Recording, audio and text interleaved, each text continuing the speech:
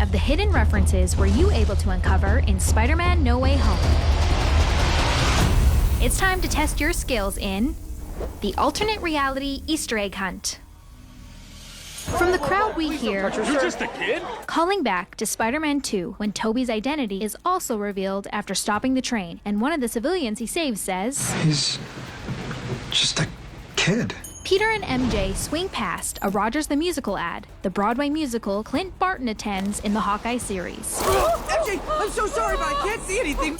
The Times Square billboard reveals the half Spider-Man face image that was used to reveal when Peter's Spider-Sense was activated in the comics. The Roosevelt Island tram in the background behind Peter and MJ is the same tramway where Goblin forced Tobey to choose between the tram full of civilians and MJ in the finale of the 2002 Spider-Man. Don't do it, Goblin! We are who we choose to be. Now choose! Is Peter's use of web and manhole cover a moment of foreshadowing? Andrew Garfield's Spider-Man was last seen on screen in The Amazing Spider-Man 2, using a web and manhole cover to take down the Rhino. The deli that's behind Peter and MJ is the third Del Mar's establishment to be featured in the trilogy. The first deli appeared in Homecoming, and the second appeared in a Far From Home deleted scene. Are you planning a trip? Europe, yeah. Oh, can I come? The DODC, the Department of Damage Control, first appeared in Marvel Comics and was also the same organization that took over for Adrian Toomes in Homecoming. Miss Jones-Watson? Jones, I don't go by Watson. Within the DODC interrogation, we find out that MJ, aka Michelle Jones's legal name, is actually Michelle Jones-Watson, a reference to MJ's original last name in the comics. Unexpected and welcome surprise for Marvel fans is the appearance of Matt Murdock, blind lawyer by day and the vigilante known as Daredevil by night. Murdock's superpowered radar alerts him to the brick hurled at Peter Parker. How did you just do that? I'm a really good lawyer. In the comics, Betty Brant was originally J. Jonah Jameson's secretary before later becoming a reporter for the Daily Bugle. License plate reference to the first Spider-Man comics in 1963. This car's license plate is a sweet homage to the birthday of one of Spider-Man's creators. Comics icon Stan Lee was born on December 28th. I guess one person can make a difference. The power of the sun in the palm of my hand. This dialogue is a reference to the Spider-Man 2 film.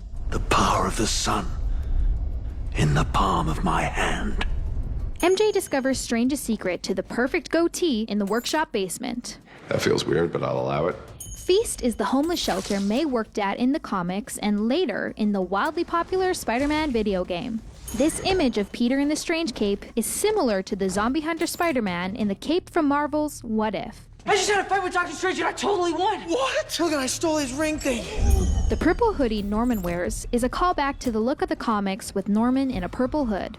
So, Peter Parker, what pernicious propaganda are you peddling? JJJ's overuse of alliteration is a callback to the comics, and Jonah's headlines overusing alliteration.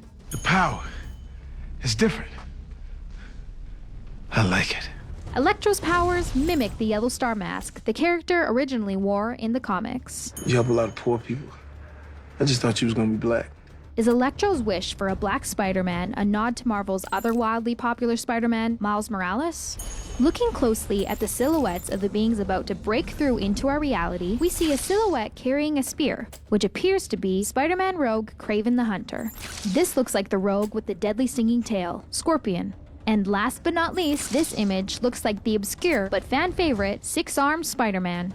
The grungily modest studio apartment Peter inhabits is a callback to Tobey's Spider-Man 2 apartment, and the one Peter could barely afford in the original comics. Peter sewing his own suit is a callback to the comics creation of his first spider suit. The color and design of Peter's latest suit at the end of the film is most similar to the original look created by Steve Ditko in the comics. Did you find them all? Watch the film again and find these references and many more yet to be discovered.